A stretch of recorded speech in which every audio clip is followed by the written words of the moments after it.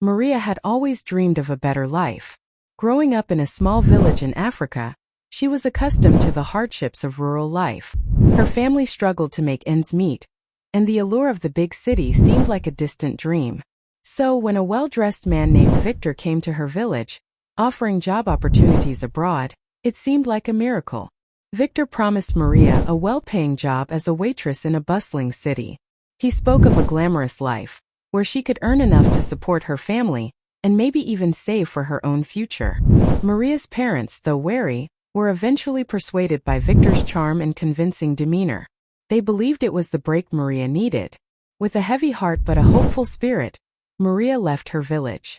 The journey was long and grueling. She traveled with a group of other young women, all lured by similar promises. Victor was always present, reassuring them that they were on the path to a better life.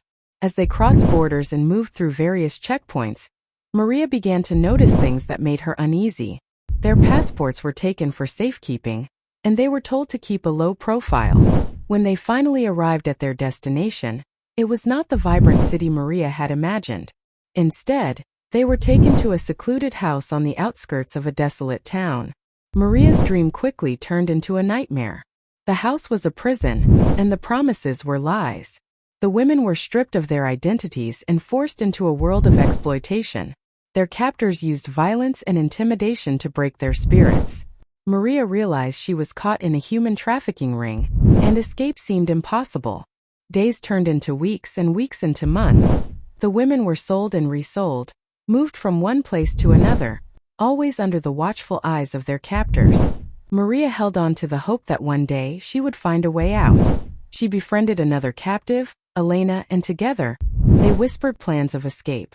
One night, an opportunity presented itself. The guards were drunk and careless, leaving a window unguarded. Maria and Elena seized the moment, slipping out into the darkness. They ran through the unfamiliar streets, driven by fear and desperation. They didn't know where they were or who to trust. Eventually, they stumbled upon a police station. Exhausted and terrified, they pleaded for help. The officers, initially skeptical, eventually believed their story. Maria and Elena were placed in a safe house for trafficking survivors.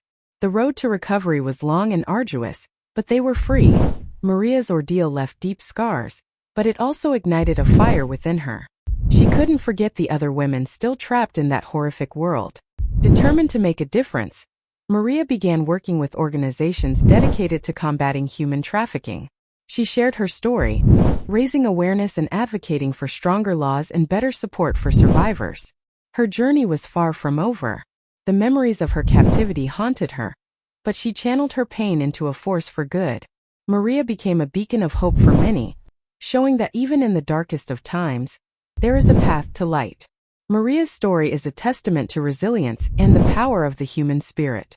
Through her bravery and determination, she not only reclaimed her own life, but also inspired others to fight against the scourge of human trafficking.